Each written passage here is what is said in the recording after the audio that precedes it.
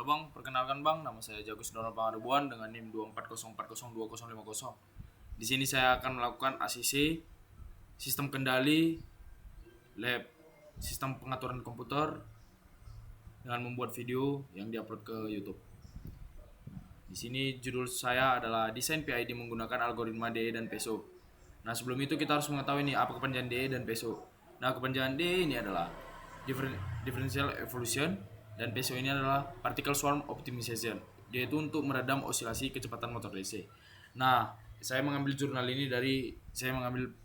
ini dari jurnal Lailis Syafa'a, Widianto, Ilham Pakaya, Diding Suhardi, dan M. Irfan, Departemen Teknik Elektro, Universitas Muhammadiyah Malang. Pendahuluannya, tujuan penelitian adalah merancang dan mensimulasikan pengendali PID berbasis algoritma DE dan PESO untuk meningkatkan stabilitas kecepatan motor DC. Latar belakangnya adalah motor DC banyak digunakan di industri karena mudah dikendalikan. Yang kedua, perubahan set point kecepatan dapat menimbulkan osilasi yang mengganggu stabilitas. Yang ketiga, pengendali PID adalah solusi umum. Namun, penyetelan parameter secara konvensional tidak selalu optimal. Yang keempat, algoritma meta heuristik DE, PESO menawarkan pendekatan pencarian parameter yang lebih efisien. Dan masuk ke rumusan dan tujuan. Rumusan dan tujuannya ada 4, yaitu yang pertama, membangun model matematis motor DC dalam MATLAB atau Simulink. Yang kedua, merancang pengendali PID yang disetel menggunakan algoritma DE dan PESO. Yang ketiga, membandingkan kinerja kedua algoritma berdasarkan nilai ISA dan rise time. Yang keempat, menentukan algoritma yang paling optimal untuk pengendalian kecepatan motor DC. Teori dasar ada 3, yaitu motor DC, pengendali PID, dan integral square error. Motor DC seperti yang kita ketahui itu adalah motor listrik yang dimana dia mengkonversi energi listrik menjadi energi mekanik. Nah, dia itu menggunakan yang namanya prinsip induksi elektromagnetik. Motor DC ini mempunyai komponen yang itu armatur atau kumparan berputar dan yang namanya field winding atau magnet. Nah, kecepatan putar itu diatur melalui tegangan masukan pada sisi armatur. B. Pengendali PID. Ada proporsional, integral, dan derivatif. Nah, kita jelaskan ini satu-satu. Proporsional atau KP, yaitu menghasilkan sinyal kontrol sebanding dengan sinyal error, mempercepat respon, namun dapat menyebabkan yang namanya overshoot. Nah, proporsional ini bertindak sebagai pedal gas. Tugasnya membaca error saat ini, dan semakin besar errornya, semakin besar tegangan listrik yang dihantamkan ke motor. Nah, jadi ilustrasinya itu adalah pada saat kita masukin ini tegangan, jadi motor itu akan cepat dia langsung.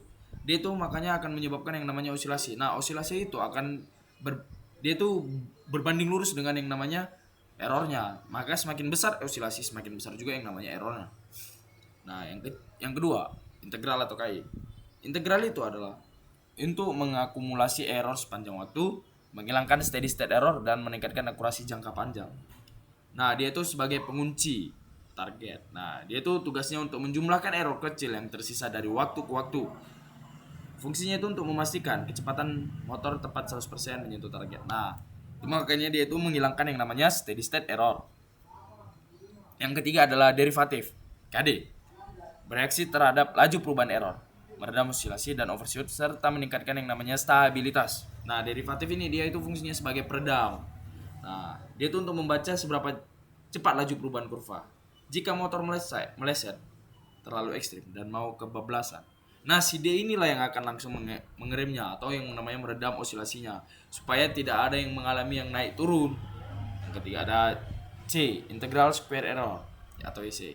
ISA adalah fungsi objektif yang mengukur kualitas respon sistem. Nilai ISA minimum menunjukkan kombinasi parameter PID yang paling optimal. Rumusnya adalah ISA sama dengan sigma integral ET kuadrat dikali DD. Latar belakangnya, pentingnya motor DC itu kenapa sih? Nah, motor DC banyak digunakan di industri karena kemudahan pengendalian, meskipun torsi lebih rendah dari motor AC. Pengendali PID adalah mekanisme umpan balik untuk memperbaiki kesalahan antar variabel, proses, dan nilai yang diinginkan. Yang ketiga ada masalah penyetelan, itu adalah metode konvensional, root locus, dan Ziegler-Nichols tidak selalu menghasilkan yang namanya parameter optimal. Maka diperlukan yang namanya algoritma kecerdasan buatan atau yang kita kenal dengan nama AI. Model matematis motor DC. Nah, ini ada persamaannya, ada rumus dari tegangan dan ada yang namanya rumus dari torsi. Nah, itu bisa kita lihat saja.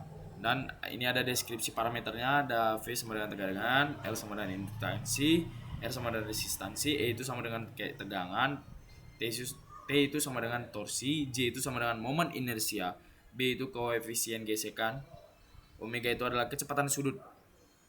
Nah, GCE sama dengan KP dikali 1 tambah 1 per TIS tambah TDS, persamaan keempat. Nah, ada yang namanya proporsional, integral, derivatif lagi nih.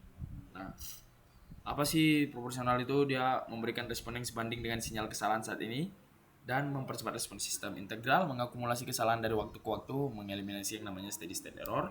Dan derivatif adalah bereaksi terhadap laju perubahan kesalahan, meredam osilasi dan overshoot. Kita masuk slide selanjutnya, yaitu adalah algoritma differential evolution atau DE. Nah, dia itu ada alur-alurnya, dari inisialisasi populasi, evolusi fungsi objektif, mutasi vektor, kombinasi, seleksi populasi baru, kriteria terpenuhi apa tidak. Nah, dia itu ada parameternya. Yang pertama, inisiasi populasi. Nah, komputer itu dia membuat paket angka PID acak di awal. Nah, di sini ada jumlah populasinya, di tabelnya itu adalah 50. Yang kedua adalah evaluasi fungsi objektif. Nah, itu setiap paket angka diuji ke motor DC untuk dihitung berapa nilai errornya. Makanya ada IEC yang tadi. Ketiga, ada mutasi vektor. Dia itu angka-angka dari paket PID dikombinasikan dan diacak. Bisa ditambah atau dikurang untuk memunculkan yang namanya variasi angka baru. Rekombinasi. Angka hasil mutasi dikawinkan silang dengan paket angka induk asli. Yang kelima, seleksi populasi baru. Nah, itu akan paket angka yang menghasilkan error lebih kecil diizinkan hidup untuk generasi berikutnya. Yang jelek langsung dihapus atau punah.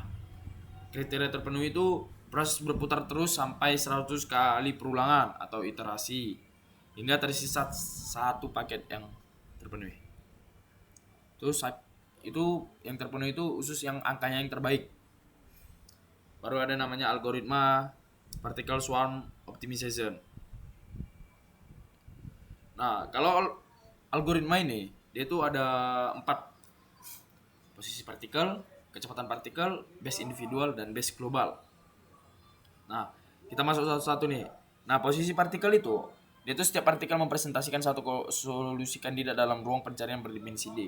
Nah, kalau kita misalnya bisa kita istilahkan, itu berarti dia koordinat posisi partikel itu mewakili yang namanya KP, KI, dan KD nih. Nah, kecepatan partikel. Kecepatan menentukan arah dan besarnya pergerakan partikel menuju posisi optimal. Nah, itu ibarat seberapa cepat sih dan ke arah mana partikel tersebut akan terbang. Itu bisa di ruang pencarian MATLAB untuk mencari angka baru. Base individual. Base individual itu catatan rekor koordinat angka terbaik yang pernah dicapai oleh suatu partikel itu sendiri selama iterasi.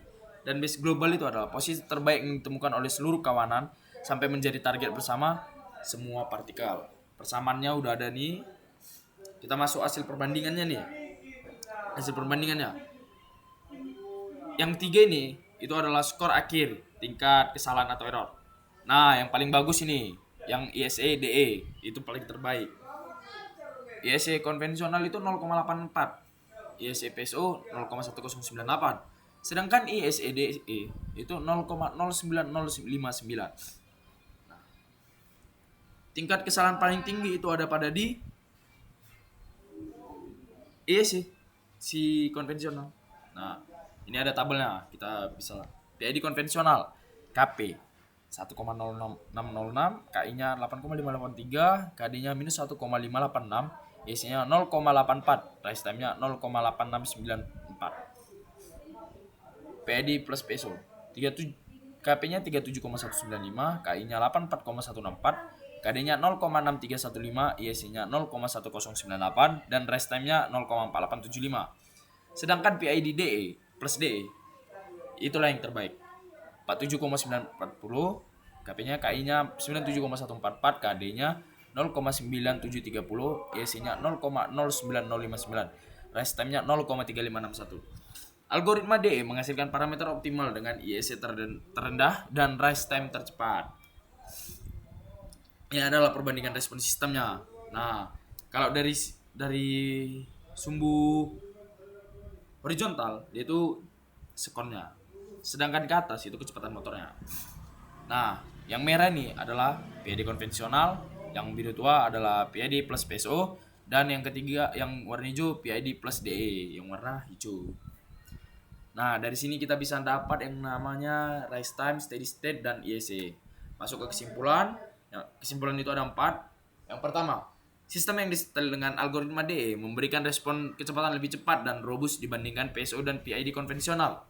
Yang kedua, nilai IEC terkecil dihasilkan oleh PID plus DE 0,09059 jauh lebih baik dari PID konvensional 0,84. Yang ketiga, rest time terbaik dicapai oleh PID plus DE 0,356 sekon, menunjukkan keunggulan algoritma DE dalam kecepatan konvergensi. Yang keempat, overshoot pada sistem DE lebih kecil. Kondisi steady state dicapai dalam 1 detik versus 5 detik pada metode konvensional. Sekian Bang, terima kasih dari PPT saya. Kurang lebihnya saya minta maaf Bang. Sekian Bang.